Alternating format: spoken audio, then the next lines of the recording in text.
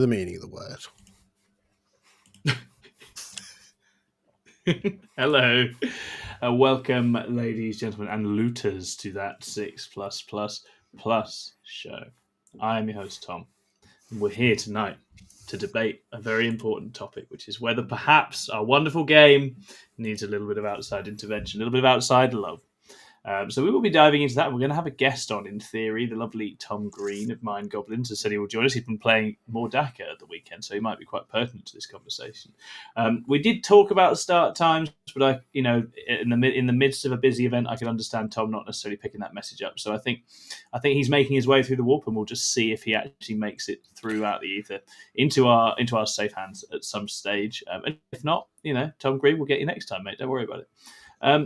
We will jump into the topic pretty quickly. I think we're keen to just make this the main discussion today. There's been loads of comments in the chat. There's lots of comments in our Discord. There's a lot of different angles to cover with this, and actually I think it merits an interesting conversation. And we don't want to shock jockey. We want to have a proper nuanced discussion about this and kind of where it reflects on where we're at in the game at the moment, because I think there's some very interesting takeaways from this. And actually, again, I know it's my bias, but lots of positives that this is a rare problem now, but perhaps makes it all the more important that we handle it well. Let's introduce my cast of players, and then we'll dive in. There's no Chris here. Chris is off. Chris and I will be playing on Thursday Night Fight Night in 2 days' time. Chris is going to rep the Custodes. I am going to play Final Day GSC because Davey's stepping on my patch, getting some GSC, so I'm going to get some Tyranids and step on his, and we're just going to keep stepping on each other's patches. That's the way it works. So that should be really fun, and Chris obviously relieved of duty so that he can be free for Thursday night. So do come and tune in if you want to see me and Chris have a barnstormer, I'm sure, of a game. But here now, right now, available and ready, is my Sensei Scrivo. John, how are you? I am great. Excellent news. That's good. Did that sound believable? Has anything happened in your 40k life of note lately, John? I saw people playing 40k on Saturday. Yes, you did. I was arm's length from them. I was at the Goonhammer Open, so I was helping do the coverage for the kill team.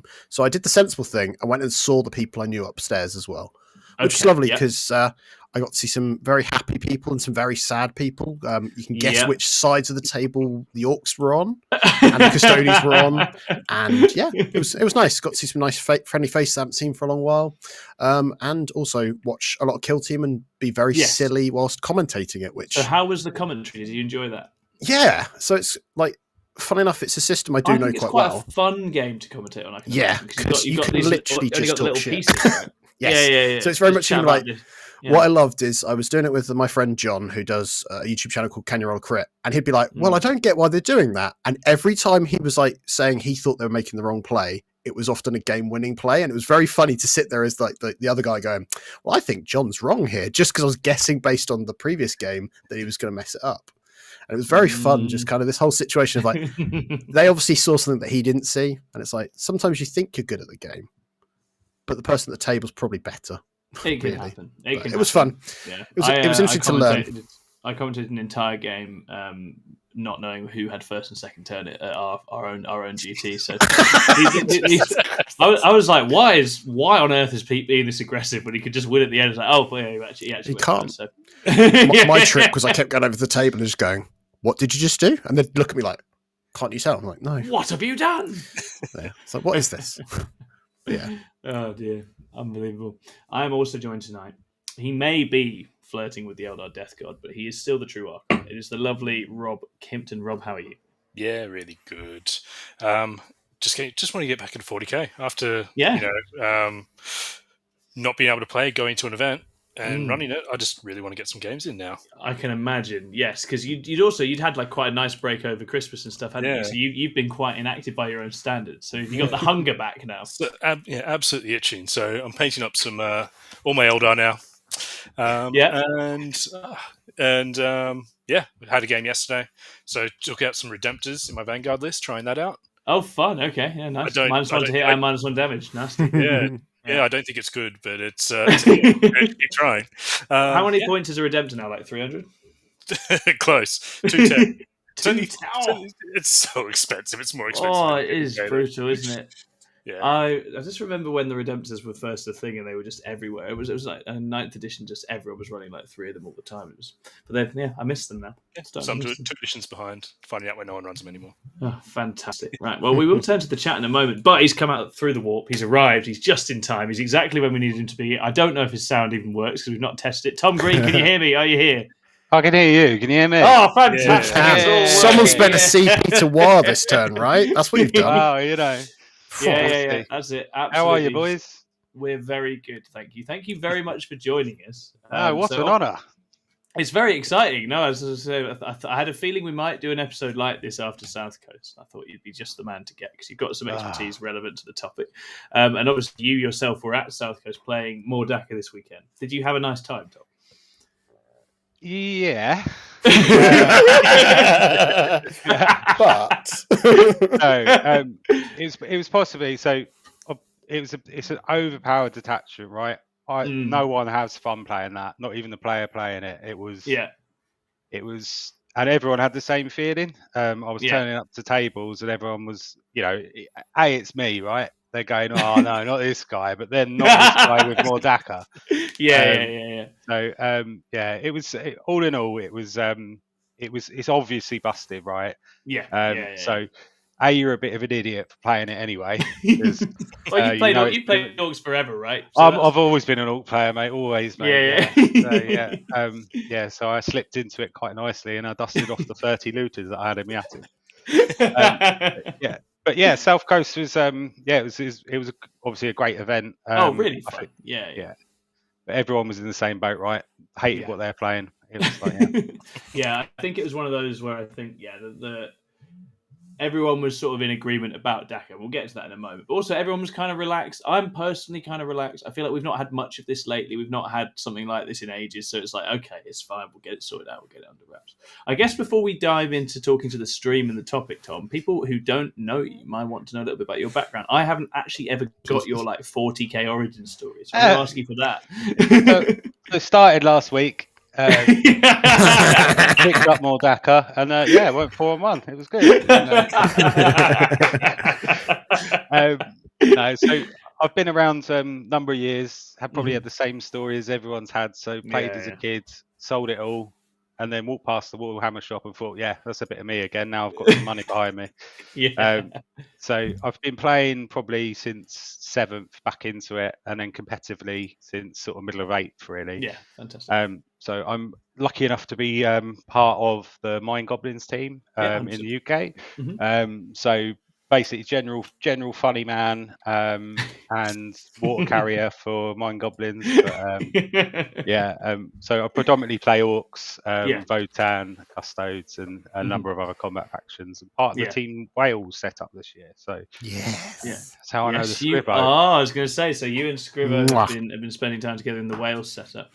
We shared a bed once. It was really quite intimate. I'm still sorry about that, man. I'm so sorry. No, it's all right. I'm still sore, Scrivo, so the best bit is Rob's the only person on this stream that hasn't shared a bed with me. That's the weird one. Oh right, let's keep it that way. I was going to say it's a rite of passage, but it's probably the wrong terminology, right? More Dakka. No, that's awesome, man. And so obviously, you've been with Mind Goblins literally since their foundation, haven't you? You played a bunch of teams events with them, done really well. And had a great time with that, so it's been awesome. But actually, I remember playing on a team with you. The first time I met you, I was playing on a team with yourself, Dom, and Louis. This was before Mind Goblins existed, I think. I can't remember what they called that team. Bourbon, that was it. Bourbon as well. We got a second broken metatarsals. Broken metatarsals, and it's relevant. It's relevant to this conversation because one of the armies in that particular team's run we had was the old release Harlequins, who obviously army of certain renown. Hit certain kinds of numbers, had a certain impact on the game. Might be relevant when we get into the balanced discussion in a little bit. What we're going to do now, guys, is I'm going to shout out the chat. We're going to do a tiny bit of self-promotion. There's not a ton to self-promote. Then we'll get into the topic, which is, do we need a little bit of a patch on this game? And think about the ins and outs of that. So we've got George Hutley in. Zeroed is in. Ola Bankston is in. Welcome. Azuma is in. There's all sorts. Gordy is in. Jerry's painting progress is in. Jerry, who travelled all the way to our GT from Belgium, you absolute hero. Our very own Ed Watts is in. Hi, Ed. John Black is in. Hello, John. B-Mob is in. Goodness gracious, this is a busy one. Valent says, dang, this is going to be the shortest show ever. Does 40k need an emergency patch? Yes, the end. Yeah, oh, you've seen it coming. This is going to be a 10-minute video. We're going to just agree and then get out of there. And then Chris Clark's talking about Reddit. Yeah, I mean, Reddit is not... I wouldn't go to Reddit right now about this stuff. I don't think that's necessarily where you want to be. We've got Farfadet cheering for GSC in here. Look, I'm here for GSC as well. I hope I beat Chris them. I'll try and tech very aggressively for Custodies. That's what you're supposed to do when you play mates, isn't it? That's what I do. Alex Fowler is in. He remembers broken metatarsals. There you go. Pickleaxe, Chris Cad, Ben Jones is here again. Ben Jones, well done, Ben Jones, for winning South Coast. The absolute hero. I actually really, really enjoyed our game, even though it was a summary execution. It really was just against that wall. But as I think as we'll talk about, watching Ben execute an army like Dakka is just so different. Like, I played Dakka twice, right? Beat it once, lost once, and you're like, it's all about how you use it. But once you use it in a certain way, goodness gracious, it's just another level. And Chris Cad is painting some noise marines in white. Very ambitious. Love that. Absolutely. Crazy Warboss Gaming also says they're building GSC. What are you doing with GSC, Ed? What's going on there? Yeah, butterfly. So Ben Jones has just mentioned my Archon. The thing to say about the Archon, I obviously played round 6 against Ben Jones in the Top Cut. He's killing me very quickly, so it's not too much of a game. But there's a moment where an Archon gets shot like 3 times. I just look Ben in the eye. We've got Kevin Weaver watching us go, have you ever played Archon before? It's a 1 immediately, straight away. Dead Archon. And then later on, there's one Warp Spider trying to get some secondaries. Flicker jumps. Like, have you ever played Flicker Jump before? 1 again. Dead immediately. So it's sort of, I'm already getting slaughtered. I'm scrapping to get like 35 points here, and my guys are just not having it. They're just all dying and ceasing to exist. All right, guys, if you could hit the old like and subscribe, we would massively appreciate it. If you want to leave us a comment, that'd be absolutely amazing. Thanks for supporting us. We've had an incredible year or so of support from you guys. If you want to sign up as a YouTube member, support us that way. We'd massively appreciate it. If you're interested in getting some 40k coaching off myself, Ed, Chris, Rob, a whole team of wonderful people with a lot of expertise to offer, get in touch. We can sort you out. We've got a whole coaching Discord set up these days as well. Videos wise, there's loads coming out. We've got some stuff about Old One Eye that Davey has made, a very Old One Eye specific Tyranids video that I'm really excited to watch. We have a battle report that's come out featuring yourself, Scrivo. Do you want to tell people about that? So, if you really want to see what 3 bubble chuckers led by a big mech does in more Dakka, watch that battle report. Yeah. So it's a very serious list. Oh, yeah, it was good fun. It's rather than it being the more Dakka list. Yeah, it's showing what you could do if you didn't take just 30 looters. Yeah, but it was all right. It was the first game of Mordaka that we witnessed, wasn't it? Yeah, and I went, well, this is quite good. Yeah. Maybe I should have taken the 30 looters. Can I have them back, Alex? So that's I think we've got a nice lore video coming out tomorrow about aspect shrines, and obviously Greater Greatness is continuing. We've got Ben's Emperor's Children videos out. For those uninitiated, Greater Greatness is a hobby progress sort of community thing we're doing in our Discord. You can come and get involved. If you've got an army you want to get done over the next few months, come and join us. We're all on a different journey. We've got videos out for Chris and his Blood Angels, Jack and his Astra Militarum. Davey decided to put out his Gene Stealer Cults video at 4 a.m. on Sunday night for some reason by accident. And then and Ben's doing the Emperor's Children. So we're going to keep those rolling, and we'd love to have you along. If you share photos of your hobby progress, we will go through them in a live stream very, very soon. Wonderful. Okay. I think that's very much where we're at. So it's going to be time to launch into the conversation. There's a lot of you here because there's a lot of interest in this topic. I'm not shocked. I am attacked. Gun. And that's all I've got there for that one. But I think if you want to just natter about it in the chat, that would be great. We will try and engage with it as best we can, but I think the comments are going to fly through very fast. So I don't know, Scriver, if you want to try and help pick out things as we go a little bit as well. I'll try. But I think if we're going to set the scene, well, basically, we've had, I don't know how long it's been. It feels like it's been like 6-7 months where we've had a meta where most things have been in a pretty balanced state. It's not that there haven't been best armies. Yeah. It's not that there haven't been winners and losers. But things have been in a relative period of balance. If you're certainly writing up top placings and all this stuff, lots of different armies can place higher events, could go for one, could get podiums, etc., etc. There's been a really extreme mix of armies in a very healthy way. And obviously that's all been down to a lot of hard work on the part of the rules team. However, we have just had a smattering of new detachments released, and in Mordaka in particular, but I think there are other armies that we'll talk about as well. we have perhaps an outlier here where the data and the results, particularly with like 1, 2, 3 podiums, which really took me back to 9th, seeing a 1, 2, 3 podium of the same army. I was like, that's 9th edition, baby. So I think perhaps, I mean, Tom and John, you're orc experts here. I suppose it's probably useful to set the scene and try and understand what makes this so good first. And then maybe we'll think about whether something should be done and what might be done. But why is more Dakka absolutely blitzing everything out there in the competitive scene right now? You can take it, John, if you want, and So I can put my 2 cents in. Yeah, so to me, there's 4 parts to the problem. So Okay. the army gets sustained 2, full stop. It's not Yeah. dependent on being in the war. Mhm. If it's in the war, it gains assault. Yeah.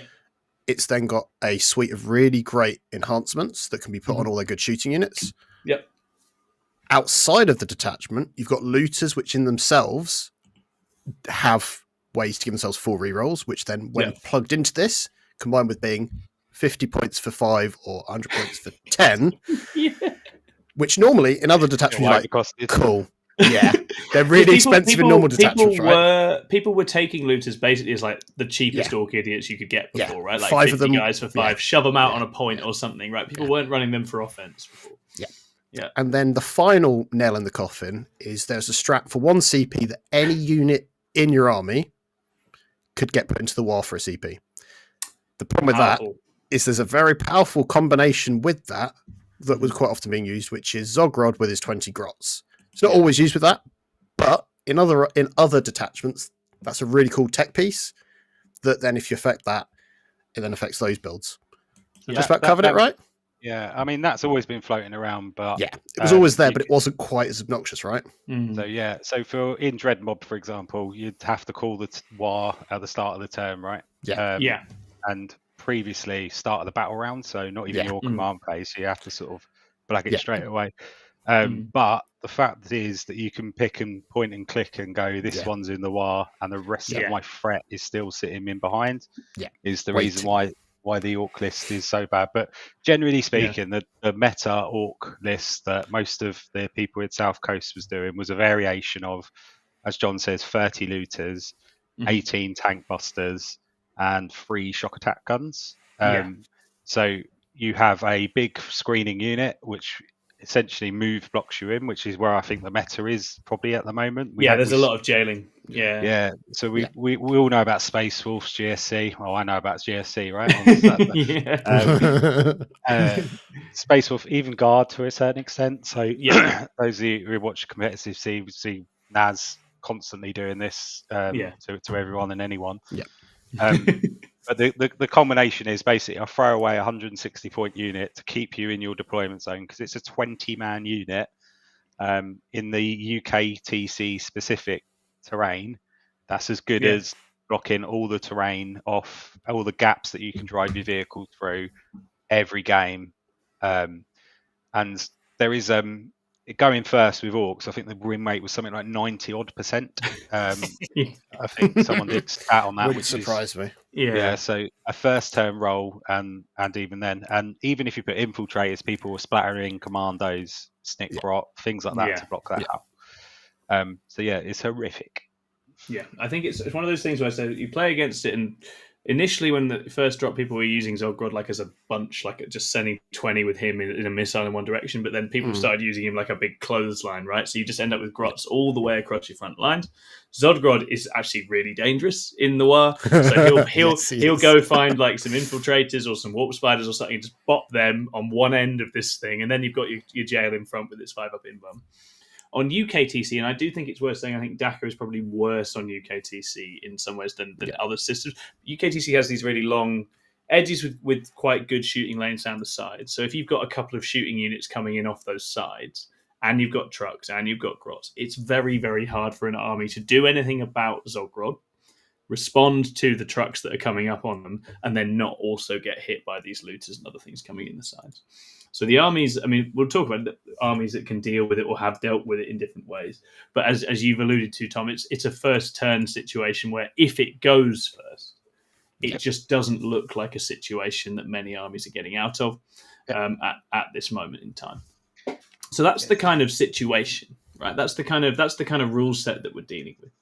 We've got someone in the chat I do want to shout out because Zuma said that the Votan feel not that terrible into Dakka. Yeah, as we would say, we've obviously behind the scenes we've been looking at what do you do about Dakka, and Votan are one of the things that certainly can shoot it an awful lot, and that helps. Yep. And I think that it's not that there aren't things that can beat it. It certainly lost games at the weekend. Usually, when it lost games, it was either jailed in reverse by something else, or it was shot to bits in similar ways to itself. And so it's not that it can't lose. And when we're dealing with overpowered armies, it's never that they can't lose at all. Yeah. It's just that the odds are very much in their favour. It's very difficult because you're always looking to go second in most games, right? Yeah. Apart from when you're the orc player, so it's a bit of a flip on the head. So there is there's something to be said about that, I think, because it's like normally go first, lose game, right? Yeah. It flips the odds a little bit. And orcs, I think, have always been one of those armies that quite like first turn, don't they? They like getting staged up and like getting the war going turn 2 and whatever else. But it's like it just feels like that on steroids at the moment. And so obviously what we saw, again, certainly taking South Coast as our example, what we saw was more Dakka was very prevalent. It was performing very, very well. There were people taking a more sort of balanced mix of things in more Dakka. I think one of the sort of sleeper hits of the detachment actually is because of the war strat. You can play whatever melee you like in more Dakka if you want to. You want to have Gazgul, you want to have big brick of squigs, you could do it because you can just slap that thing in the war over and over. That's quite fun. But I think the very optimized list, lots of trucks, lots of looters, lots of tank busters, smattering of melee or boys out in front. Those were very, very hard to beat. Were winning the vast majority of the games.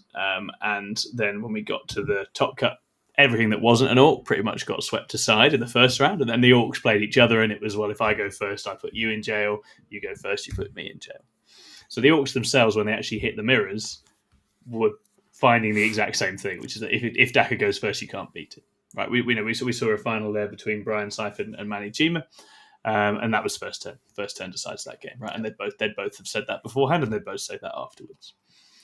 So we've had those sorts of eras. We've had go first metas. I don't remember the last time it was like that. It's been a long time. That's why I referenced Harlequins earlier on. But I guess as far as 10th edition goes, boys, when would you say the last time was that we had an issue of this kind of scale? I guess it's Index GSC and Index launch Eldari. Yeah, realistically, I reckon so. Yeah, Bringers of Flame was a bit miserable if you didn't know how to play against it the first time, but it wasn't on that scale or on this scale, really. No, for sure. And I think it's interesting because what we'll get into is the kind of ethics of the conversation around whether you adjust this or ban this or all these different things. And what I've seen in a lot of the arguments is people referencing Index Elders, why you didn't ban this, etc. And I do think there's interesting points about that. And I think one thing we will try and do today is think about how different players in different situations feel. Because I think that the important thing with this is not to get too over dramatic with it, but to recognise that when something like this releases, it sucks for the people that play that army in a whole bunch of ways. It's very frustrating and annoying for them, and it does have a really distorting effect on the scene as well. So I guess whilst we've got our orc mains here, one useful question I would have is if you were going to try and patch and adjust Dakka, what do you think could be done to help sort of bring it into a more reasonable place? Is it worth just talking through how you can beat it today, just in case you don't get batched? 100%, yeah, absolutely. Yeah. If you've got some offerings, mate, 100%. How are we beating this thing before we change it? Well, so I mean, it's go first is point number one. Most armies, with the exception of I think World Eaters and I think one other maybe, have infiltrators. So you do have access to that if the worst case scenario happens, and how can you beat it? Yeah. So there's also a couple of other tech pieces that I think people probably haven't quite. It's only been out 2 weeks, right? Yeah, it's not been out that long. No. Yeah, no. And everyone's already sick of it. But if the worst case scenario does happen, you've got things like Calidus. I don't see why no one's had that really. Just stick it right in the middle of the game, middle of the board. As soon as they try and put it in the war, it costs 2 CP. You can't do it. Oh, nice. Yeah, any Vectoras really. So Vectoras. Yeah. Any Vect and any Infiltrate. That's quite simple. That's a straightforward one. But in terms of the honest answer is you need to patch this because generally speaking, the people I was speaking to at the tournament at the weekend, myself included, I'm not going to tournaments or playing games whilst this is a thing. Yeah. So from a business decision, and I plead to GW and everyone that's watching this, you're going to have people turn off to the game when you're probably at your peak at the moment with certain other sort of Warhammer games in the arenas and stuff like that. So if you have a broken thing like this, you need to sort something out. So just have the kahunas and just do it. But what I would do, and what I think has been rumoured across the internet, and I'll be honest, I'm well bored of hearing it across all my chats that I've got of Warhammer about how you... me too, mate. Me too. Sustained one. I've just been collecting tears, but it's like, it's so I think the word on the street will be Gretchen will be excluded from being put in the war, or a Gretchen unit, which will answer that Zogrod point, and perhaps sustain 2 goes to sustain 1. And it's either in the war or not in the war, or you do a certain thing to do that. And then further still, I do think you need to increase the point, the amount of CP that putting something in the war has. Because that is so powerful. Like if you think about how much buffs orcs get by putting something in the war, they advance and charge. That's a CP in anyone's index. They get +1 of strength, +1 attack. That's another CP. They're now assault. They're now assault. Detachment. They're now sustained.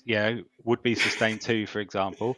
Oh, guess what? We're chucking a 5 up invuln as well, just for the 1 CP. But normally it's okay because it's just the 1 turn. But and presumably that would last just for a turn or a phase, right, Tom? But in this case, for 2 to the next one, mate. How's your luck? It's like the Greg sausage rolls of stratagems. Oh, don't. So I think, so taking the value up on the strat definitely feels like a logical thing. I mean, not least because that's going to mean, I guess you would kill off, between all those changes, you'd kill off the kind of the Zod jail build around. I think the reality is there will be other jail options. It's not just Zod, but Zod is the cheapest, most ridiculous, longest distance covered, etc., right? These seem like very logical kind of changes, I think, and I think potentially looters themselves as a unit that it's the classic got cheap because wasn't relevant, now is relevant, perhaps needs to be brought back up to represent the fact, but it doesn't need to be radical, but like a point rise on looters. I do think one thing we want to be careful with this, and I'm sure John you have thoughts on this, is what you don't want to do is sabotage all the other rule sets in how you handle this. I think like I say, the points is another issue, isn't it? Because we've all played orcs for the edition, and there's lots of stuff, but it's just stuff. It's not doing a lot except for in that war turn. And if you hit them with points now, orcs are stuff for every other detachment. It's going to be shit. And some of those detachments aren't great. Which may well be a feature in why this was released in the first place, right? Orcs had a weird time with their book, really. I think all we said there as suggestions or the rumour mill still means that this will be the best orc detachment anyway. Because if you don't have the Zogrod unit, you replace that with 2 units of commandos. Which is not that much more. It's points wise. Yeah, exactly. Yeah, it's not much. You drop another sort of truck or whatever. You've got hundreds of because they're 65 points. But they can go into 5 up invuln without a CP. And you can put certain things with it. So I do think it probably just needs a rethink and a bit of a sisters treatment, like they did with Miracle Dice, obviously being too strong. Just pull the plug, maybe come back to it at a late edition. Because not being funny, we had a detachment at Christmas which was fairly strong. 2 new units as well. This, I know it's called Grotmas, but it seems like we're getting all the candy, really.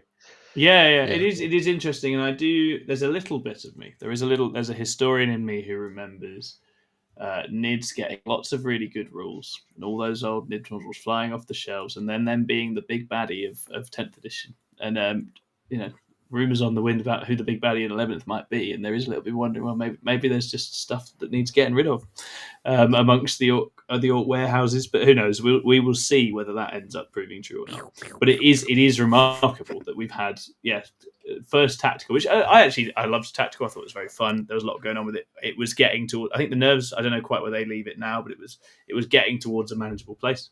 But this is taking it up a whole other level as well, right?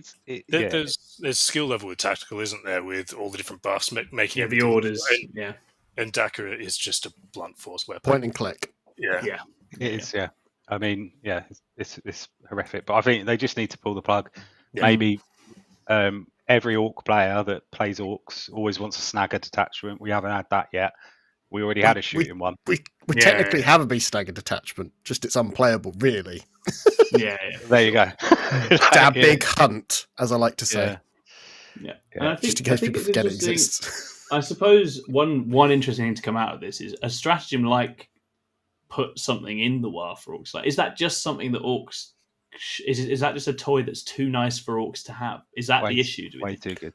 Yeah. Well, just look at on release codex, having 2 turns of the war across your army was a problem, right? Yeah. Like being Meganobs being on a 4-up feel no pain in 2 turns of the war was pretty much miserable for a lot of people as well. Yeah, it had weaknesses, but it still was a problem. So. And the war is a sublimely powerful thing, right? And actually, it's very cool. It's cinematic where the orcs all go, they smash everything. I love that aspect of it. I do think at times it has meant orcs don't get respect in competitive circles because you map around it and you know you're managing this one turn and then they get a bit slow after that. So I understand the kind of competitive space it opens up. Not quite being able to predict them as much, but it's still very, very strong. Yeah. The biggest change with orcs is moving that war to your command phase, not the start of the battle round, so you can't do that telegraph. Yeah. But isn't it good though? Just thinking about it. Imagine all these players that just shout war. It must be deafening now. Like if they could do it every turn. Every turn, 1 CP. Yeah. It's a little war. That's why. 'Cause it's only for 1 unit, so it's a little war. So just inside voices, please. I genuinely think everyone's embarrassed to be an orc player at the moment playing that detachment. Yeah, exactly. A little bit quiet. So I've got a few comments I'll pick out. We've had, as I said, there's tons flying in, so I apologise if we can't do it all. Mega Minute says, still think a lot of the players that went to the Shadows simply are top players, including top. Oh, thanks, Mega Minute. That's very cute. I did squeeze in there on a draw at the end, but I'll take it. Yes, Dakka is a middle table bully, but if you're putting a bet on, they'd be top with any army. Now that is true. That is true. I think if you're looking at the 3 that actually took it all the way to the top, if you were guessing before the event who the 3 would be, you'd have a very reasonable shot. Maybe you swap Brian Sipe for Tom Green, obviously, but other than that, I think pretty much spot on. But I think what we've not had in 10th in a long time is 3 of the biggest names going to an event all deciding they literally have to run the same thing. That's what we've had. It has made me realise in the last couple of weeks how cool it has been that all the best players in the UK have been running just the shit they like, for months. Yeah. And that's because the game has been, very healthily managed in that sense. So I think that's a very cool thing. It reflects really well on how 10th has been managed in its middle stage. But it does mean it's why I think we're seeing a strong response now, because I think people want to defend that and preserve that. But I think obviously it's something, John, you were part of a quite spirited debate in our team chat last night, which I wasn't actually privy to. But I guess I thought I'd invite you at this stage from the perspective of orc players and from someone who's trying to make sense of this from the orc player that's maybe trying to see all the different sides to this. How are you feeling about this during the kind of conversations about this so far? So to me, when it first dropped, I was very excited because 8th edition, my way I played my orcs was quite a bit of shooting, and it was good. Yeah. And shock attack guns, it's my jam. My shock attack gun I've owned since I was a kid, so there's that kind of emotional attachment to it. On the flip side, if you just absolutely nuke it from orbit, an orc player that likes a shooting detachment suddenly goes back to Dread Mob, and that's a shame. I'm not saying it should stay strong or this strong even. It just needs to be playable, and that's the kind of thing that I'm kind of concerned about. Is you get you get the top players that will go like Tom or like Manny and all these guys just absolutely smashing with it, great. But there was still people doing bad with it. We're just trying, or people that are just playing their first pickup game this week. It's been out 2 weeks. They get to play it and go, this is a bit bonkers. It needs to be fixed for them so they can still play it, but at the same time, not the punishment of the other detachments as well. Because there's nothing worse than going, right, looters are a problem, make them 100 points for 5, then no one's going to use them. We've had that sweet spot in this edition where most units have got a place, and we're even getting that with Space Marines, and they've got a lot of bloody units. So it just feels a shame if you suddenly say to Orc players, no, you're not allowed those toys, or Tank Busters, you've just got new kits for them, get them in the bin. That just feels bad. I don't want it to be a problem for everyone else, or even for the Orc players, but they need to correct it, not nuke it. That's the challenge, right? And that is very much the challenge. And I think it's going to be interesting to see. And as we've kind of alluded to, I think the structure, the nature of what the detachment is, makes surgery difficult because it just has a bunch of great things. And if you take the great things away, if you take too many of them away, it ceases to function. And if you don't adjust them too much, it still just is the most flexible and versatile Orc detachment there is. So Orcs have had probably more surgery than most in that sense. They had a lot done to the Meganobs got swatted, different detachments have been sort of nibbled on, Green Tide got wet. So it feels like they've been through quite a lot of this edition in different ways. They just have huge mechanics in their army. Like it's always a problem when Orcs are bad. Like you said, the Meganobs and stuff like that. Oh god, yeah. I think engage on all fronts makes a really good point. You haven't seen this sort of thing since. Remember Desolation Marines when they come out in blocks of 10? Same thing, right? Yeah. Yep.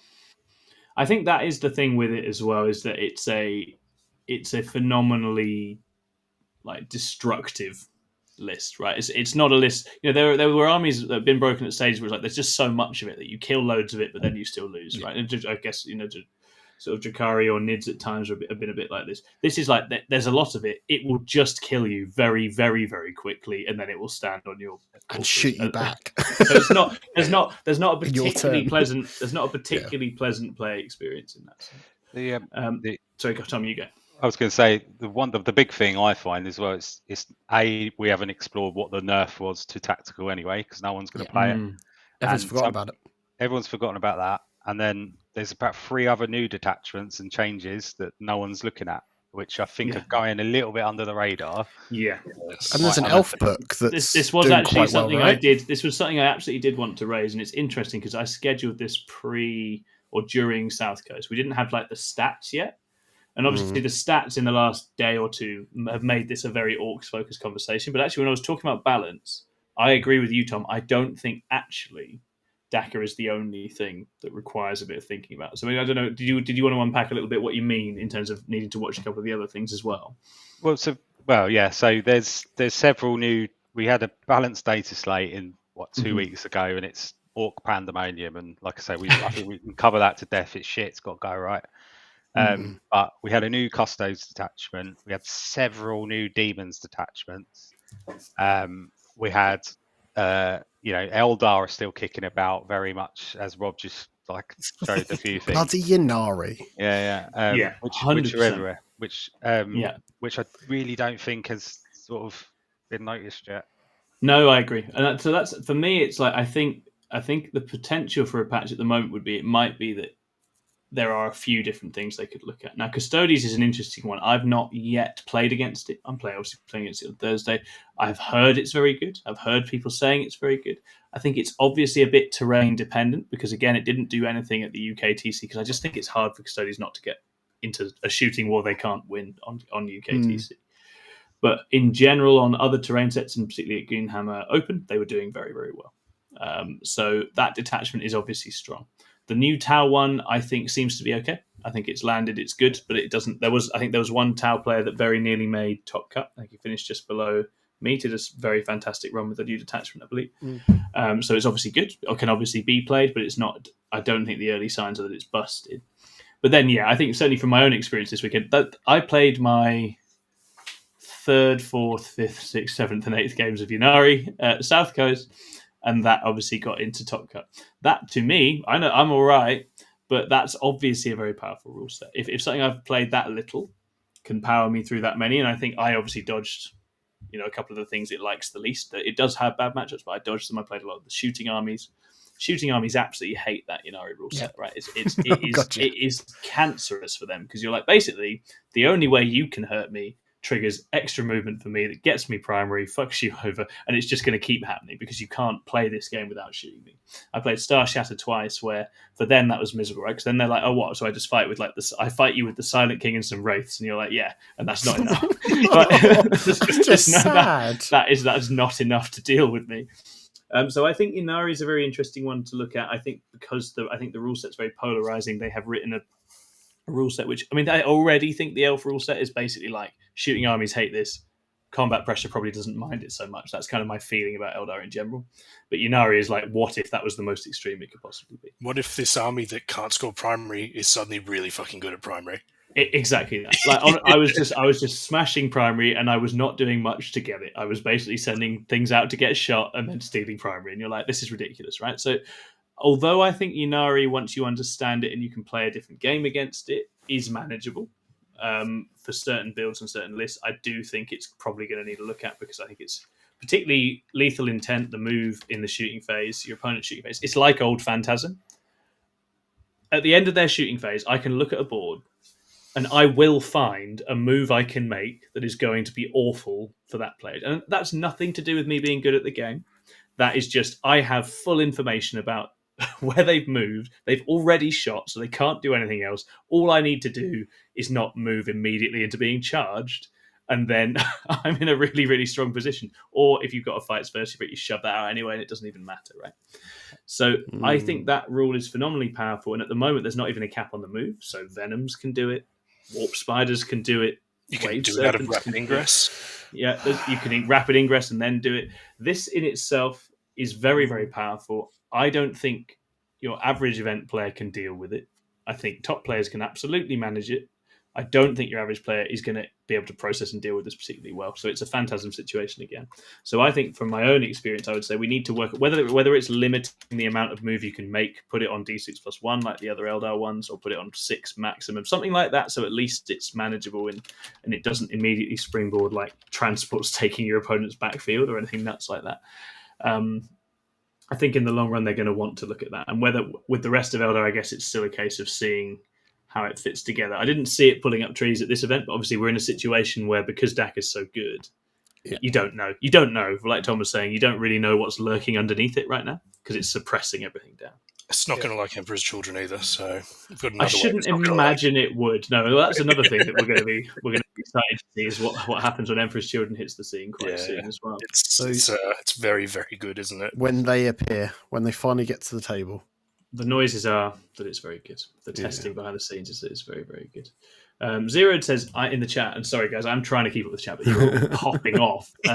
Zeroed says, I maintain I don't want more Dakka to go in the bin. I don't think they needed a second shooty detachment after tactical, third shooty detachment after tactical, and dread mob. But now it's there, and I don't want them to kill it. Yeah. Get it in the bin. Just save the internal balance of the Orc Codex and put it in the absolute bin. If you're going to bin it, rewrite 2 of the other detachments. They won't deal with that later. They won't do that. That's the point, right? That's what they should do. Dry your eyes, mate. Move on.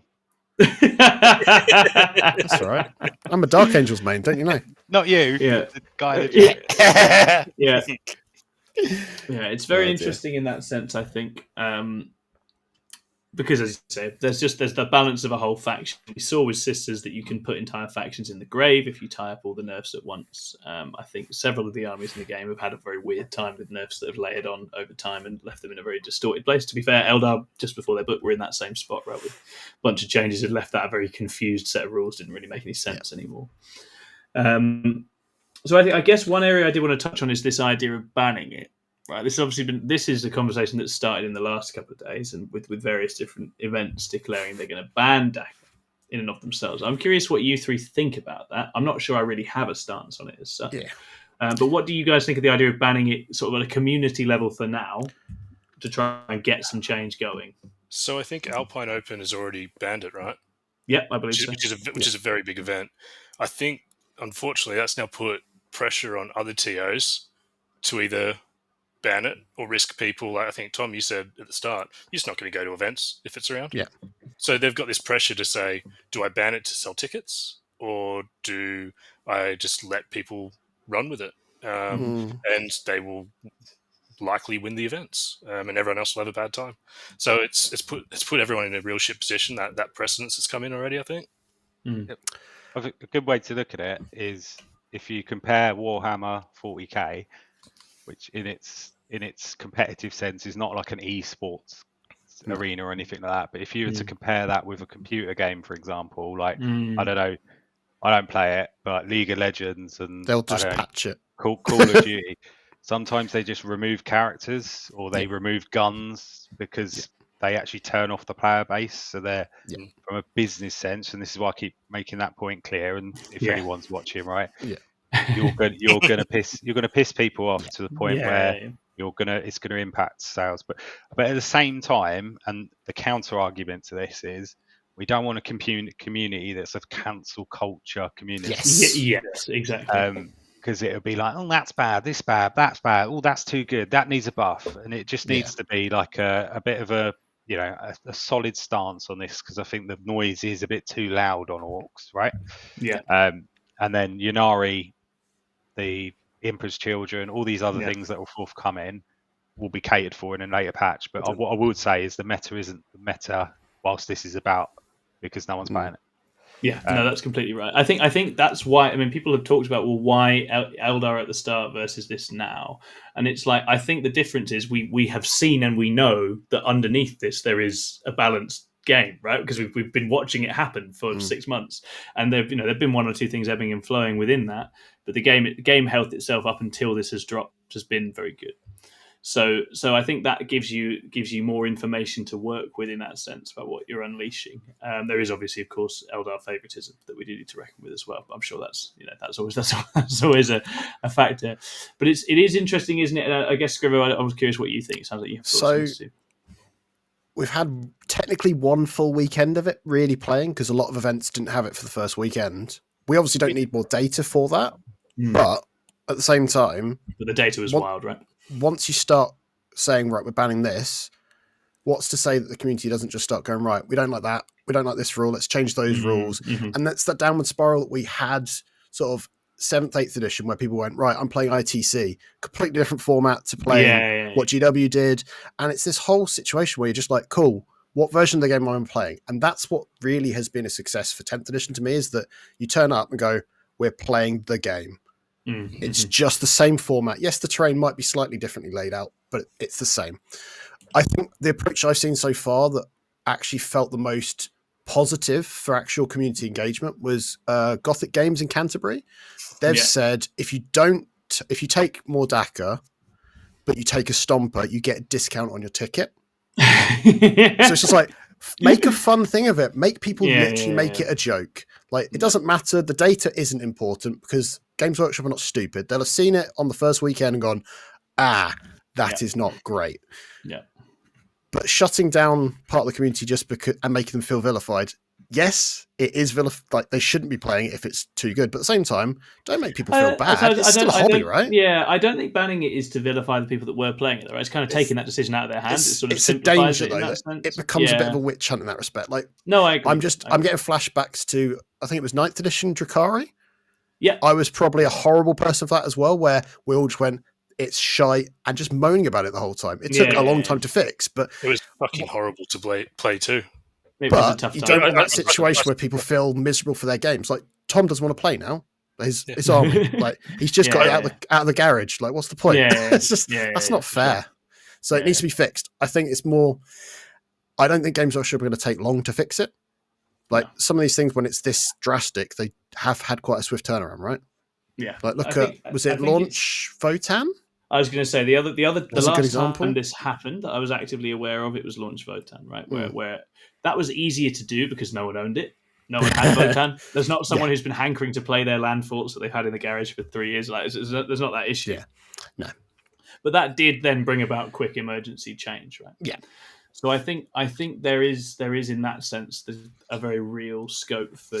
I think you have to see probably the bannings and these things in a way. It's just it's a flag, right? It's putting a flag up to GW saying this is a problem. Let's get, because that news immediately gets back to them. And I think we had a couple of people talking in different ways, saying maybe don't release shit like this in the first place, as James.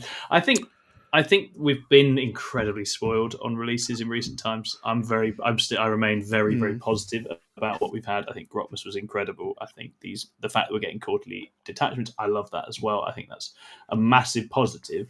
But I think it is imperative then that you don't make massive balance mistakes. Yeah. Jack, our very own Jack in the chat says it's hard to see how they didn't spot this. I mean, I'd agree, right? Like, I think if it took one look over it to be like, this is absolutely but I think it was rushed out. They've had 30 detachments come out in the space of 2 months. Right about that? Yeah, it's nuts that only one of those got through the. Yeah, well, so it was this and Slanesh, right? Those two are those two. I think you look at both of those and you go, okay, someone needed to have a closer eye on that. So I think maybe it's a risk in the rapid release of new bits and patches and everything else. Maybe it's some, things are slipping through gaps here. But I would still rather have lots of cool new things coming into the game and the regular updates we're getting than not. But I think this is hopefully a two, right, in that process, where it's like we'll remember it as it was a cock up, and hopefully there won't be too many. But it's going to be interesting to see. Jack says Bridgehead and Star Shatter. Yeah, again, I don't think they were quite as egregious as this. They were both pretty grim to play against. Yeah, and Star Shatter literally did get patched immediately out the gate, and that's what I'm considering that they're going to do. That feels the same vibes currently to me. We wouldn't be surprised if we see a patch in the next 2 weeks. Like, really? Well, hopefully tomorrow, eh? Yeah, that would be very, very nice if it could be immediately sorted. When's Adepticon's list cut off? Because I imagine that's already, because that starts Friday, right?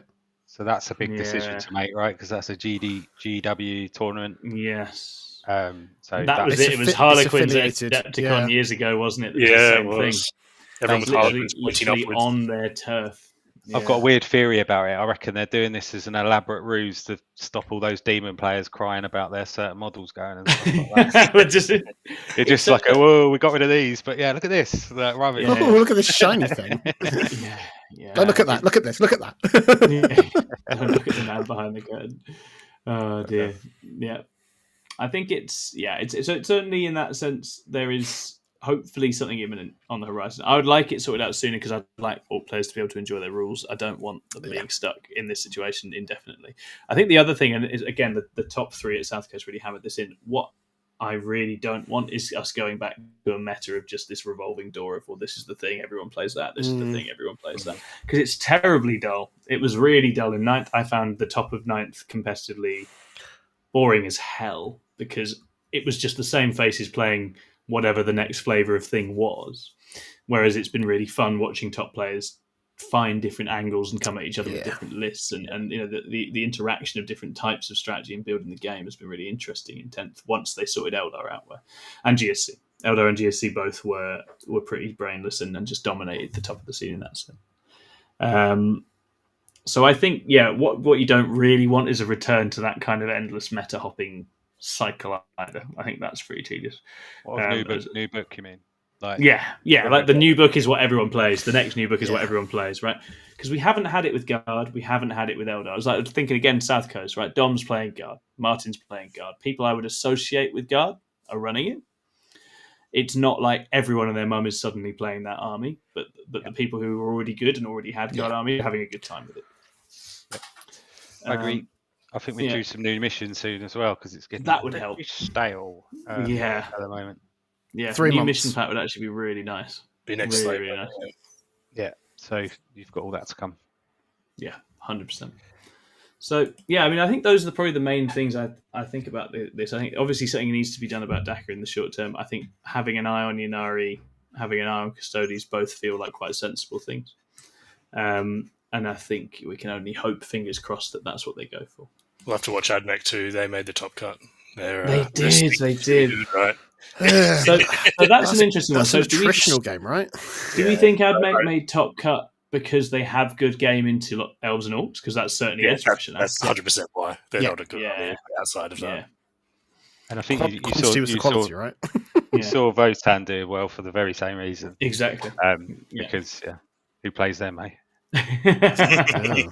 No, but that's exactly right. So certain armies suddenly thrive because there's something they can prey on. So it's quite interesting in that sense. So what we'll do now, guys, I think we've covered the main ins and outs. I don't know if anyone had any final parting shots on that, but we will move into some podcast questions. And you, the chat, are very welcome to chuck some questions in as well. Thank you very much for watching with us thus far. If you could hit the like and subscribe, leave us a comment, that'd be absolutely wonderful. Obviously, if you want to sign up as a YouTube member, support us that way. We've got loads of content coming out. We'd love to keep making more of it. So come join the party there. Obviously, we've got a massive Discord. If you're not in that already, there's a link in the video description as well. Come and join the big old Discord. So I'm going to pull some podcast questions out of the Discord, but if you've got questions, chuck them in the main chat as well. Christopherson asked thoughts on Emperor's Children. Anyone got thoughts on Emperor's Children? Tom Green, let's go. Right, I'm bored of painting pink. I've been doing it for 2 weeks now. No, but I think Emperor's Children are really, really good fun army. There's multiple detachments that are really good at that. And I think it's a different way of playing Warhammer. Like a combat, shooting, advance and charge. You're thinking it's a bit like a game of chess. I really enjoyed it. I think it's going to be very competitive, particularly in a teams environment. And they don't do everything, right? They're not perfect for shooting, right? They've got some holes in what they can achieve. They're very squishy too. Yeah. They're just the Marine bodies, and I drive my team mad with that new Demons detachment because I think that's the best. It's so good. That's really cool. It looks rubbish on paper, but when you put it on the table and seeing it in practice, it's different. Yeah. I've played against it once. I scored 4 points. There you go. Yeah, I got completely jailed and just didn't leave my deployment zone. Died horribly. It's a worry that the points will be the way they are as they've written in the latest Minotaurium. We could be talking about the next problem.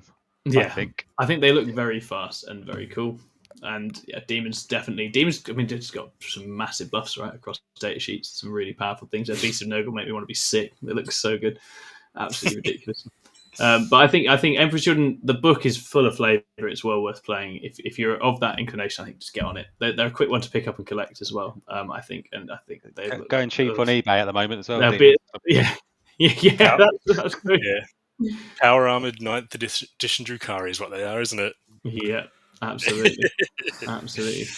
Machine asks, will Lions of the Emperor replace Shield Host for Custodes? And are Grav tanks worth it? What do you think? I can see it happening. People, but the detachment. It seems good. I think it's going to be better. It's going to be good. It's going to be better on certain layouts as well. I think UKTC is going to be quite good because you can spread out with your units onto objectives, and you can take bikes, and not as a joke. Yes. Bikes and Shield Captain are, I think, the unsung heroes in that, and the Terminator. So you shoot, you get shot, you move. The end of the fight phase, you move. It's so good. If they're quick, you think they're a good attachment. Yeah, completely. I think it looks more fun than Shield Host. I think Custodes player will have a better time with it. It'll reward players that play and practice it because of the positional elements of it. Yeah. And then if you're playing about it, stop mucking around with 2 or 3 units of Alaris. Just do one big unit and split them up at the beginning.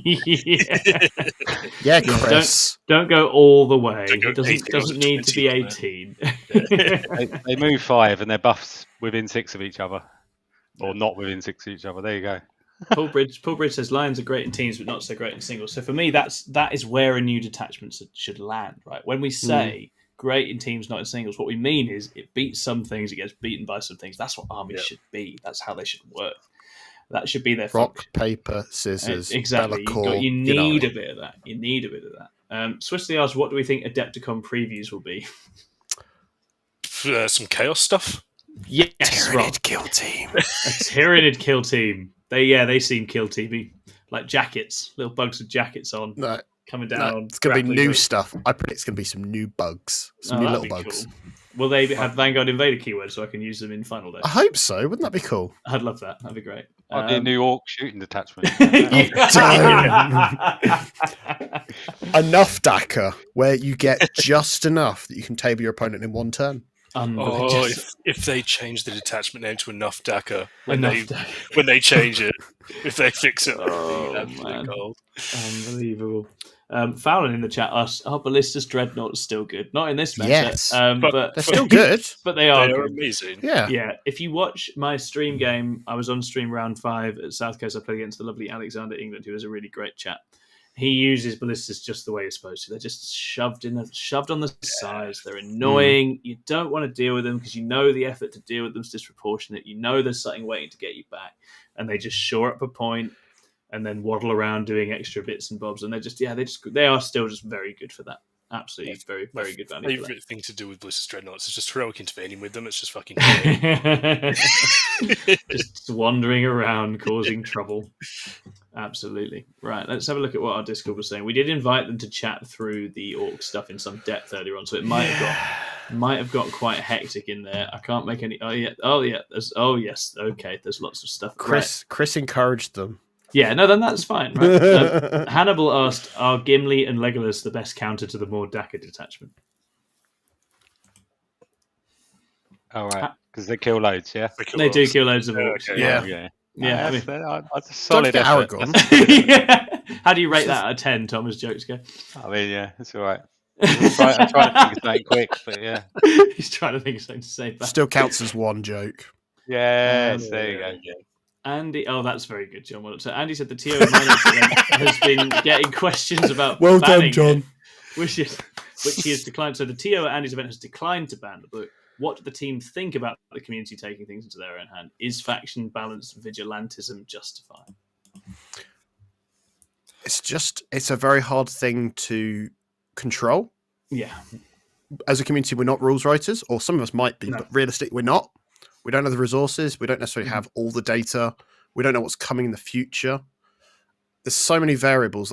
I feel like once you start, it's a floodgate that you just go, well, I don't like this. I'm banning it from my events. Yeah. Cool. There is a degree of whenever you cut the top off, whatever's underneath is revealed, right? Yeah. And I think, as we've alluded to, potentially because there are literally new detachments and new books, we don't really know what their ceiling yet is. Yeah. But in really extreme cases, I can fully understand it. I think it's hard. I like consistency in approach, right? I feel like you've got to be consistent and fair in approach. But this is obviously, I think potentially banning Index Eldar would have been a good thing to do when it happened. So potentially this is making up for it in some ways. That was a lesson they learned from though, right? Yeah. Well, we'll see. Just don't do that shit halfway thing where you try and fix the rules yourself. Just ban it or don't. 100%. Don't get somewhere in between. Yeah, absolutely. We have some super chats flying in, so thank you very much. But Mountain asks, have we entered the part of the edition where GW breaks the game to pave way for the next edition? Only wounds on fours! Transhuman coming back. I don't think this feels deliberate as such. No. I think this is probably just It feels silly. a slip up. I feel like this is oh no, we didn't quite check it enough. Like, they may have had it where it was on all orc units and they went, right, infantry and walkers and toned it down, but maybe it wasn't enough on all the testing they did. Who knows? Yeah. We'll certainly know in a few months. I'm with Butt Mountain on this. You think it's deliberate? I think it's actually Welsh. It's Butte Mountain. Butte Mountain. Butte Mountain. All right, okay, well, Butt Mountain. The fact that we know we're getting new stuff every quarter.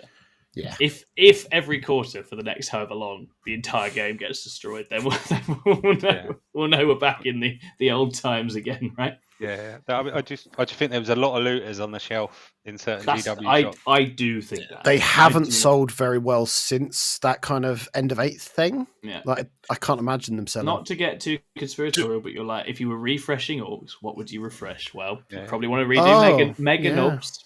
You'd probably want to redo looters. You might even want to redo grots. And those have all had moments this edition where they've been just absolutely soaring in it. Do we think that they actually did this detachment before Tank Busters had a data sheet? Because without Tank Busters, that could be as well. Without Tank Busters, the detachment is so much worse as well, right? Well, they've just started selling them, so that's why they've made them good, right? Yeah, unless the kill team head doesn't talk to the 40k head, and then I don't know how that. I think they do because it's main studio, so it is in the same studio. So I think, maybe Butt Mountains uncovered a great conspiracy there. Ben Clark, thank you very much for your super chat, both of you. Mountain, thank you, Ben Clark. What do you guys think of the fade to darkness, bloodthirsty in Shadow Legion? I mean, he's pretty good, isn't he? He dabs. I love it. I love that he could literally just go, I'm gone, boom. I was watching an Invitational. Who was it? It was one of the Duffs. He was playing. Yeah, Pete Duff, he was playing against a Death Guard player in like round 4 or something, and none of his. I came around like every 20 minutes, half hour or so. None of his models have moved, and there was just less Death Guard constantly. And the guy was like, I don't know what I can fucking do here. And it's just eating the guy in, kill something, run away. And it looks like one of those detachments. You get it right, and it's just fucking horrible. Yeah, I think it's a really powerful tool. I think probably the thing that sets it apart, if you think like something about Warp Talons, right? So Warp Talons, they didn't like artillery, they didn't like fights first. A Bloodthirster doesn't give a shit, right? A Bloodthirster is massive. It doesn't mind if you mortar it a bit, and it doesn't mind if like you tickle it with some Howling Banshees before it kills all of them and runs away. So I think it's very strong. It's just about, as we'll see with Shadow Legion, it's going to be about getting the right mix of tools around it, and we'll have to see how strong that ends up being. That piece in and of itself, the risk is you leave yourself vulnerable to like responses. If particularly when I saw people, I mean, Pete Duff was one. He ran Warp Talons and that, and it's like, oh, now you've got too much stuff that's jumping up and down. Like because you've got to find spaces. You need for it, right? stuff on the ground, right? Gizmo the Wizard asked, realistically though, is there anything lurking under more Dakka that is even remotely as busted? No, I don't think in and of itself there is. No. And that's the thing, right? We haven't had a sort of shooting army as egregious as that in 10th, really, since Eldar. Oh, Tom Green, God. Well, as we had Eldar, we had Knights. Yeah. The Knights when they could see everything. Yeah. Oh, yeah. Remember that? And players when it didn't need to see stuff, I guess. Again, yeah. What was it? What's the guard one that's just been chucked in? Bridgehead. Bridgehead. That was bananas. Tell you what, if anyone, because it was so you had to paint so many models, pretty like the Orks. If that was run for a lot longer, everyone would be on it, right? Yeah, that is true. It's horrific. Yeah, absolutely. Simon Harris says you can't nerf Orks before Harley acquires some looters. He's not going to play more Dakka. You know, the boy's got his limits. It doesn't appeal to him. He's too busy going, yes, get some Yunari into my bloodstream. He's an admin right now again. Oh, we're going to shout out Fowlin, who asked about the Ballistus Dreadnoughts, because they have found 2 from their father and trying to find a good Dark Angel list for them. I'm painting more than actually playing. Found your stream today and you were wonderful. I'm really glad you enjoyed it, Fallon. And Dark Angels, John, you like Dark Angels, don't you? He's on an exciting Come to our Discord. Yes. Come to our Discord and we can help you build a list. Yeah, so there's a very big Dark Angels community in our Discord talking stuff all the time, and we do Dark Angels videos on the channel all the time as well. Ballistas go very well in lots of Dark Angels lists. You can play Stormlance, Gladius, there's all sorts. Not the Dark Angels ones themselves aren't that great at the, moment, but maybe they'll get some love in the future. Librarians, Vanguard. Yeah, there is a place in Vanguard. Very annoying in Vanguard. They're very, very annoying. John Black says Glasshammer have just confirmed that Dakka is banned from the Birmingham Major next month. That's a big play from them as well.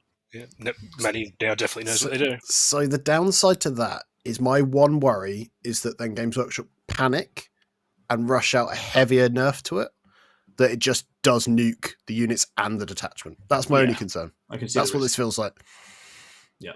James McGluff says Hammer detachment has picture of Baneblade. Would giving Baneblade squadron be too good to have advance and move through walls? I think that would through be the ruin. I just think that would be fun. That's my favourite guard detachment because Taurox is going through walls and I really enjoyed it.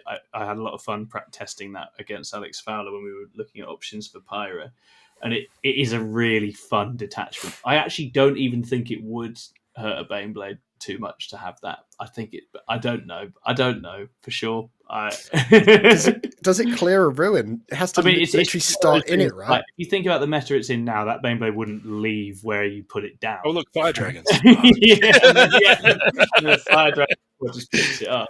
Oh, amazing! Let people use their big toys. Make Stompers 400 points. Yeah, and thank you very much for the super chat, James, as well. We appreciate it.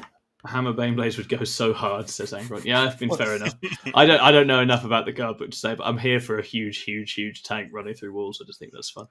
If Knights can do it, why not Baneblades, eh? Oh dear. Clever Invader says Ironstorm feels old and outdated compared to what Hammer do. Yeah, not being able to run through walls in general is looking increasingly like an idiot thing, right? If you can't make something massive run through a wall, why are you even playing Warhammer at this point? Oh yeah. Oh dear. Baneblade would be able to move 19 inches. Fantastic. All right, let's go back to Discord questions for a little bit because chat have done a great job there. Arad asks, instead of codex creep being a thing, does it look like we're now looking at detachment creep being a thing? I think it's always been a problem, right? Yeah. To some extent. like something new and shiny comes out. If like Grotmus probably did that a little bit as well when you think about it. Like there was obviously some clankers like Votan where it just didn't necessarily land, but there's always something new and exciting now. And maybe that's what we're going to see now. Maybe we don't get a new codex kind of wave for 3 years. We just get detachments every quarter. I think you're going to need to balance it because imagine, like I think one of your viewers is saying he's only just got into it. It must be an absolute carnage trying to learn the game now. With everything changing every 2 weeks. So I run the league in Brighton and people starting the game. It's so hard for them to understand what's changing and what's not. I think it's almost like, and so I'm advising people in coaching and stuff, it's like you find your thing, you grab onto that and you hold on to it and you work to understand it as it comes. But it is a bit like video game live updating, constant, just all the time now, right? Exactly, and play the simplest detachment in your book. So Emperor's Children, Mercurial, play that a few times, just learn the rules, and add a few more things in. So and then you can kind of get track of it. It does make me wonder. I know John in Kill Team, they phase out things over time. So they've introduced that this edition. It feels like to me like otherwise I'm going to end up with 20 plus Dark Angels valid detachments, right? And you do anyway, don't you? When half of them aren't, but how many of them are actually valid and like playable? That's the question. Have you ever played against Unforgiven? What's Unforgiven Task Force do? I don't know, mate. I don't even know. You played one against me once, but I can't remember what it did. You destructed the Terminators turn one. Yeah. In your deployment zone. Yeah, in my deployment zone. and scored primary. Scored secondaries on it. I was like, and that's all I scored. Yeah. Because it was into Death Guard, and I went, I'm going to lose this horribly. Let's do it in a fun way. Mortari was like, I've had enough of these guys, get the bit.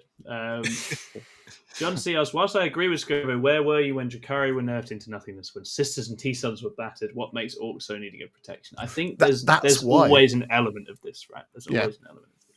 Like, as much as I didn't like the Sisters stuff, I felt bad when they got absolutely dunked and they're having to now kind of recover. Tom didn't. I do, because there is, I'm not saying there's these people that flip-flop and have like 4 armies, but then there's a guy that has 1 army and it's Sisters. That poor sucker has spent ages doing all that gold trim. That's not fair on them. Yeah, I think it is tricky. Different people have different emotional relationships to armies, right? Like when Custodians get nerfed, I find it funny. I enjoy it. I think it's funny. I just don't like them that much. We know this about me.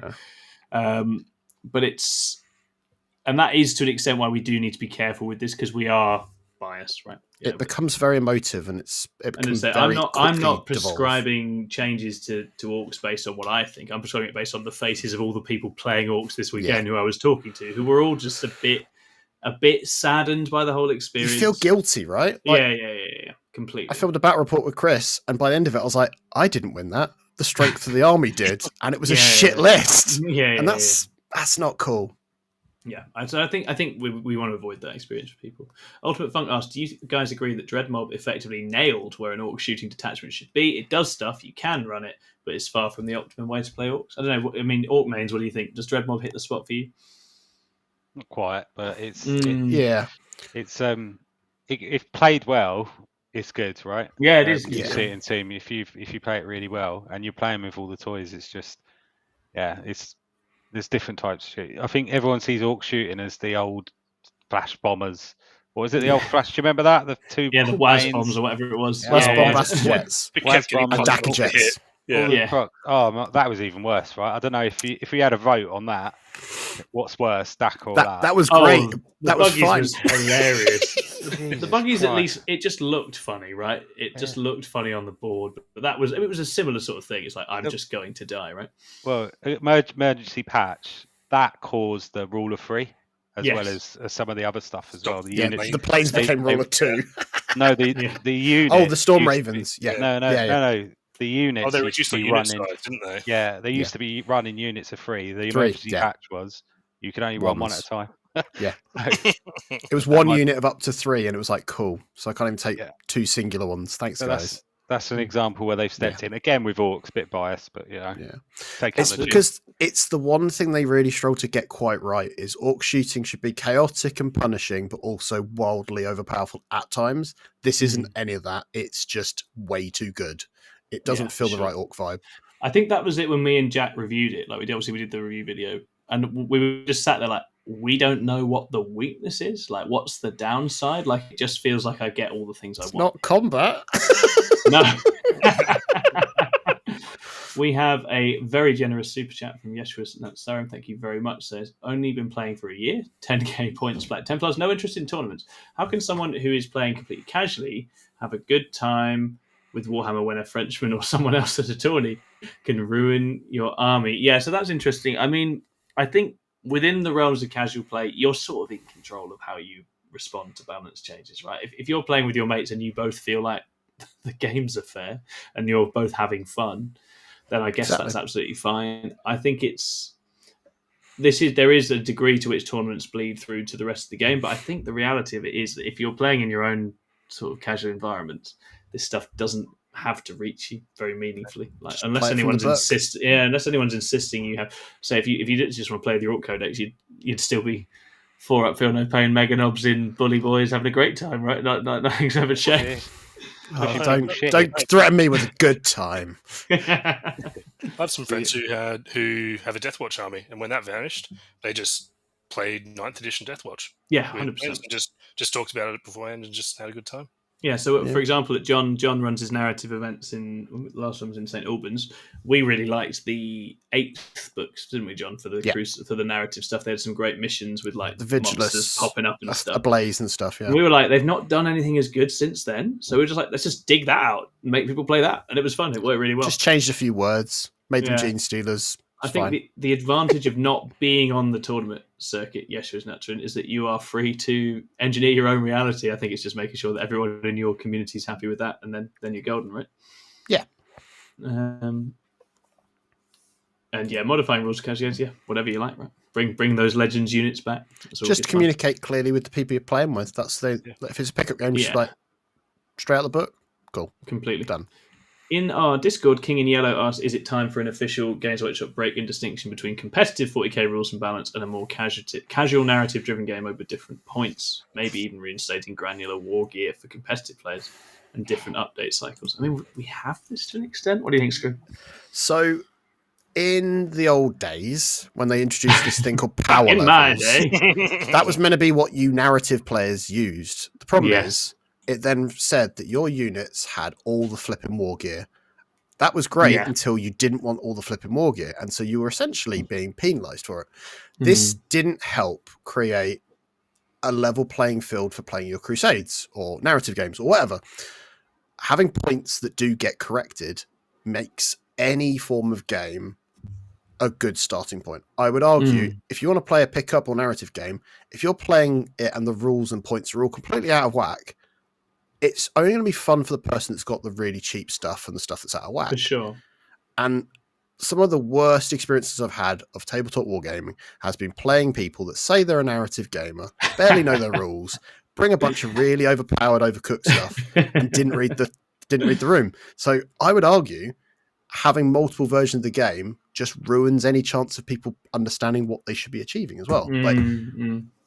They struggle sometimes to get the balance right on just one style of game. You then say to them, please make 3 versions of this again. Who wins then? No one does, because that's requiring them to triple the resources. They won't do it. Yeah, I think it's interesting, isn't it? I really enjoyed the distinction between sort of narrative and Crusade stuff and competitive a while back, but obviously this has all got out of hand, so now I just have to be competitive all the time because there's no time to do anything else. So thanks, everyone. This is all your fault. But I do think the distinctions felt less marked, hasn't it, as it's gone on. I think it's been harder to see where the line was. I don't think they quite got it right with Crusade. Crusade's very bookkeepy, and I think some people love that, some people don't. It's hard to play like pickup games with Crusade, so I think there is. I would say there's an extent to which the actual missions we play for comp now are closer to Maelstrom back in the day, right? With the secondaries and the cards, it's got that little element of randomness, and it actually feels more. Well, I remember when 10th first dropped, I was like, this is a little bit more casual than the sort of like macro holding pattern that 9th edition was, where it's like, I've got you in a bind from the 3 that I picked at the start and the 3 you picked, and I just do this and I win. And it's like, okay, well, that's not very interactive. Whereas I think the cards definitely work better now. Gizmo says it would be nice if Combat Patrol was more supported like Spearhead. Yeah, my understanding is the Spearhead works quite well in AOS, John, where it's like the box armies. Is that right? because the game itself is not just a scaled down version of it. I think that's the problem. But Combat Patrol is basically let's scale down 40k and make it work rather than going let's develop a whole new game. And that's why I don't think it works in the same way. Yeah, absolutely.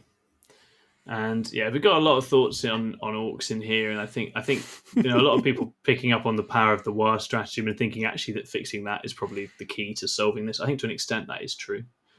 John B in our questions asked, what armies and detachments are one change away from top tier?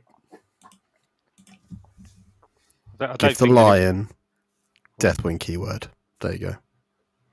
Okay, Tom, what do you think? I don't think anyone's really had a chance in the last week or two to like I say, to be through it. There's a couple of.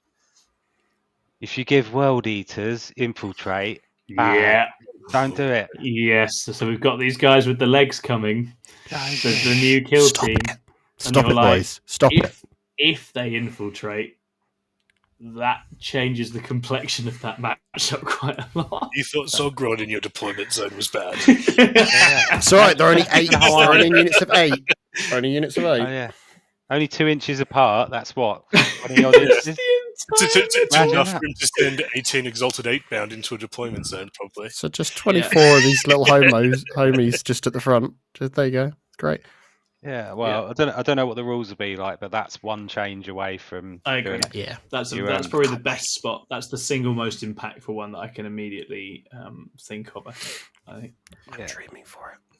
I know that Tau players really want to get rid of the split fire penalty they have. I don't think that makes Tau top tier immediately, but that is certainly a change you could make to Tau. It will speed up their games a little bit. Yeah. So it's interesting. Yeah. Night Lords, that's it. Night Lords. Night Lords. Aaron in the chat. Yeah, I'll take the piss. Although Night Lords with Noise Marines, let's explore that at some point. I reckon. Yeah. That's probably good, right? No. That is actually in general CSM with new Noise Marines. That will be interesting. Renegade Raiders. Exactly. Have they kept Noise Marines? Have they? Well, I don't think know. It's been confirmed until the book's actually out. They'll FAQ it when it comes out. Ultimately, CSM's basic problem for the last 6 months has been all their good shooting tanks are too expensive now because they've been punished for being ridiculous. And so now if they're like, cheap shooting infantry instead, you're like, that opens up a lot of lists because you're not spending 600 points on tanks. To be fair, if they get the Infractors or one of the other battle line, that's still that's also going to be nuts. Yeah. Let's hope not, eh? Thank you, Gizmo the Wizard in the chat who says Night Lords with Noise Marines. Still shit. Yeah, fair enough. I can still lose with them in 2080 points. Rob and I will redo our bat rep. I demand a rematch. We're going to do it again. We'll see if Noise Marines can take me up a level. I think that'd be really fun. Is that the Battle Shock one? I'm just thinking it out. Yeah. So you're -1 Battle Shock. You're -1 Battle Shock if there's Night Lords nearby. You're extra -1 if there's Raptors nearby. It's got 6-inch deep strike, and anything damaged is taking Battle Shocks in your opponent's command phase. I think it adds up. I think the shutdown and Noise Marines. I don't know if they trigger Battle Shocks anymore. I don't know what their rule is now. Yeah, it's the Cacophonist does mortal wounds on Battle Shocks and stuff like that. So it's like you're shocked. There's a lot of stuff there where I think a bit like Nids when they finally hit the sweet spot on the stacking. Suddenly you're like, oh, actually my stuff's all shutting down, right? So I am going to try it. I am curious. I think it would be fun. So Battle Shock me. So I'm going to take Unforgiven Task Force. Yeah, okay. Every time I talk about Night Lords, John is like, I'll take the hard counter attack. I don't even know how it works. I've never run it any other time except when you want to play Night Lords. Like, shut up, John. Oh dear. Sam Dunn says, "Is Ed only 12 Jaeger bombs off of winning worlds?" Yeah. Oh no, those burps. Ed at RGT was an absolute menace. He just went on one. Not on the tabletop. But we didn't shout him out yet. But it's worth saying. So obviously, we know I made top cut at the weekend very narrowly. Ed got there and went 6th as well. Really strong performance on Admech. Really, really proud of him. Well done, buddy. It was an awesome run. Really, really cool. So. Yeah, I think we're nearly there, guys. I think I've nearly rattled through all the main questions in the chat there. So I think all that remains is to say, Tom Green, thank you so much for coming on. This has been really, really fun. What an honour. Do you have anything you'd like to promote or plug whilst you're here? Not really. Just for good self. But no, one thing I think that is really keen to say is I know we've been talking about South Coast and it was Orc 1, 2, and 3. Yeah. But massive shout out to Ben winning it. 100%. He's been doing really well recently. Brian and Manny only just come back to the scene, and obviously he hasn't forgotten anything. Unlike he could smell it. He could smell it. It was like something's a bit overcooked. Yeah, I think it's an interesting time. He meandered back in, didn't he? I don't know. He did a weekend on Chaos Night just the week before, so we'll let him off. I'd probably just a massive shout out to my lads that streamed it. So I say my lads, they're from down my way, Epic Flail. That'll be doing that regularly. So you take easy. It's a lot of effort for them, and it really is. It's a long weekend. They did a great job. They took very good care of me when I was on. I really enjoyed myself. And yes, thanks very much to them for. It's nice to make it all a bit more visible, isn't it? It's really cool.